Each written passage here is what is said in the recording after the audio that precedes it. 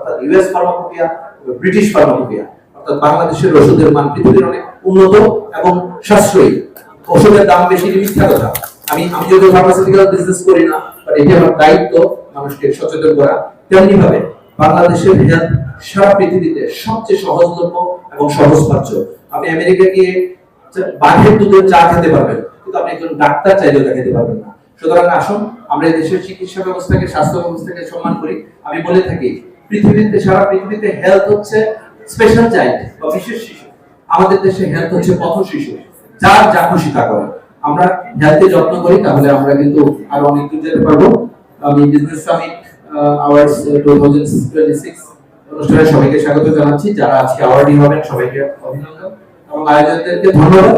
যে এই ধরনের অনুষ্ঠান যারা করে থাকে তাদেরকে বলা হয় নিজের খেয়ে মনের ঘোষ তারায়। এনাম ভাইয়ের মতো আমিও মাঝে মাঝে মনের ঘোষ তারাই মানুষকে অ্যাওয়ার্ড দিয়ে বিভিন্ন অনুষ্ঠানে। ধন্যবাদ সবাইকে আমাকে সময় দেওয়ার জন্য।